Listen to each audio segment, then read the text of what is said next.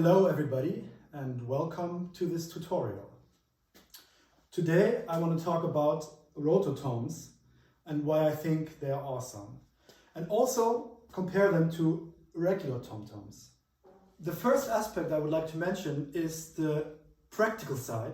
As you can see, the rototoms are very practically mounted on one stand, 3 drums on one stand. The size is rather reasonable, so I can move them easily. I can also dismount them easily. Let's take one drum off, then take this whole thing off the stand, and there you go. With the regular tom-toms, on the other hand, I have many more actions because each drum is to be transported separately. For 3 drums, I will already need 2 stands, maybe 3 even.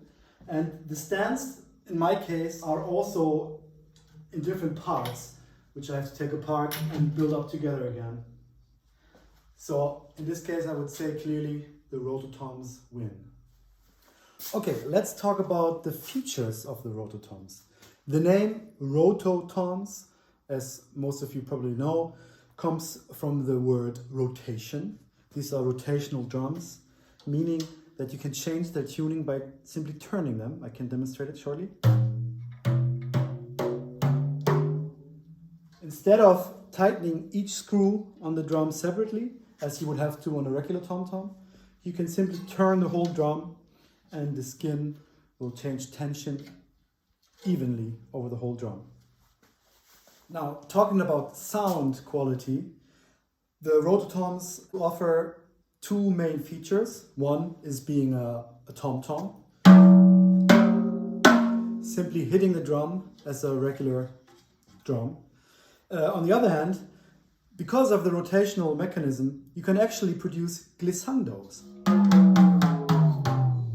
If you would like to create a glissando on a regular tom-tom, you can surely do that by pressing the drum with your fingers. But it also dampens the sound, and you also can't go very far in pitch with the glissando. Due to the shape of the rototoms, you can surely argue that the sound quality has some disadvantages towards the regular tom-toms, and this is of course due to the lack of a body to the instrument, as you can see here in a regular tom-tom. And this body of course makes the drum resonate, gives the sound some space to live inside the drum. So you can hear the attack and then being followed by some resonance from underneath. But the rototom, on the other hand,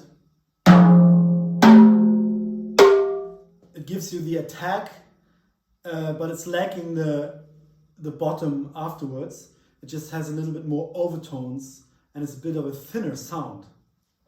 Now, in my experience and in my opinion, this disadvantage of the rototom is not so significant in chamber music and certainly not in the orchestra or any bigger sizes of music groups, because in the musical context, drums and tom-toms in particular are most often being used for the attack. I mean, what you listen to or what you want to hear is the attack of the drum. Maybe a certain pitch or a certain register, but the resonance of the drum is most of the times not as important. When I'm asked for tom-toms, I will go for the rototoms because the sound difference is not that significant. Not to forget that the rototom is actually a very cheap instrument today. You can buy these kind of sets of 3 for just around 100 euros. You can never get tom-toms for that kind of price, since you will have to buy the drums separately and the stands, and the wood is expensive, and so on and so on. So this was it, my tutorial about rototoms. I think they're awesome for the reasons stated before, and also not to forget, they just look great. Thanks for watching. If you like this, please make sure to follow me for my upcoming tutorials.